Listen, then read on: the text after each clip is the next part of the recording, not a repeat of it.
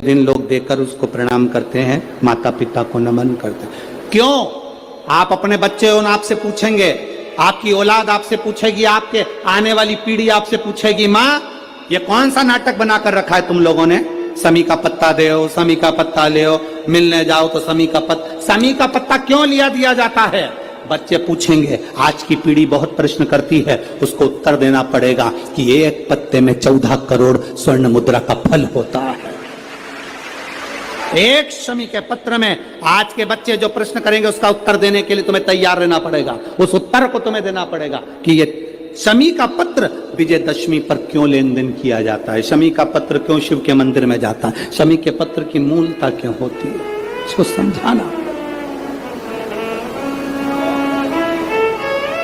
एक शमी पत्र में वो फल है।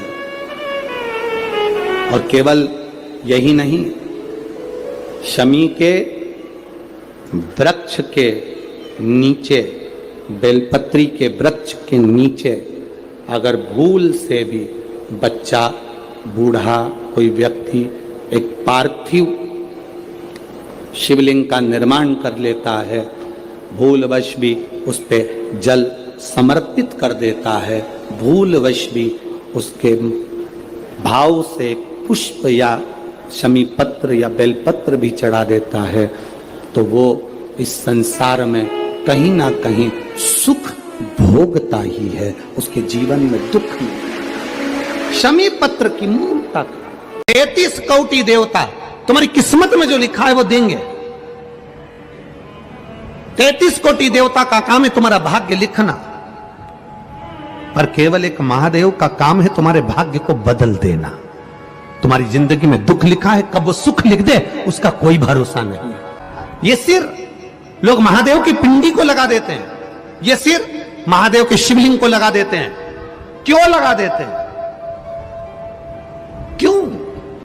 ये ललाट पर जो दुख लिखा है, ललाट पर जो भाग्य में तकलीफें लिखी हैं, किस्मत में जो लिखा है, बेकार कुछ लिख दिया, शिव के शिवलिंग को ये शीश लग जाए, महादेव का स्पर्श मात्र हो जाए, ललाट पर लिखा उल्टा भी सुल्टा हो जाता है। यदि पीला फूल शिवलिंग के आसपास में या शंकर भगवान के ऊपर कहीं रखा हुआ भी दिख जाए, उस कनेर के पुष्प को अगर आप 5 जगह का स्पर्श कराकर अपने हृदय की बात कहकर वापिस महादेव को समर्पित कर देते हो, तो भी मेरा महादेव तुम्हारे दुख का निवारण कर देगा। ऐसा योग लगे आपके जीवन में कि आप जिस व्यापार को आपने करा उस व्यापार में आपको फल नहीं मिला, फिर आपने व्यापार चेंज करा, फिर बदल कर देखा, फिर उस व्यापार को कर देखा, उसमें फल नहीं मिला,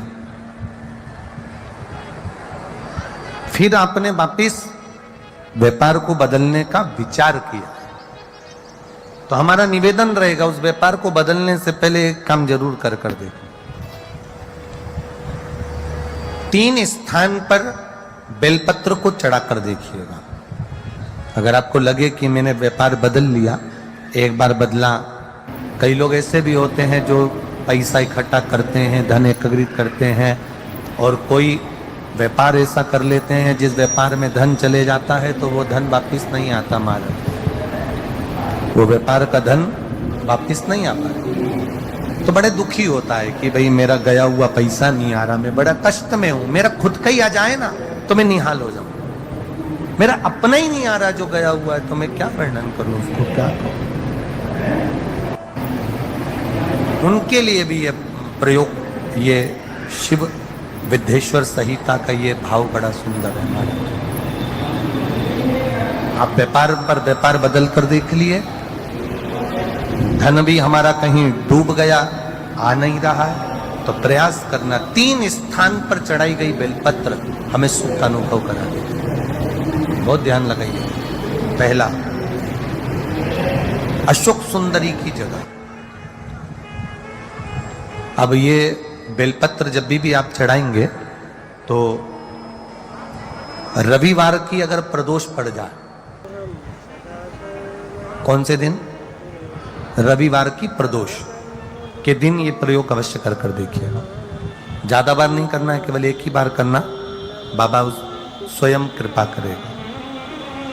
अपने मंदिर में अर्थात अपने घर के पास कोई मंदिर हो, शिवालय हो, देवालय हो, जहां शंकर भगवान विराजमान हो, शिवलिंग हो, ऐसी जगह पर अवश्य करें। हमें कहीं दूर जाकर ये प्रयोग नहीं करना है, अपने अपने शिवालय, अपने जो घर के आसपास में शिवालय हो वो।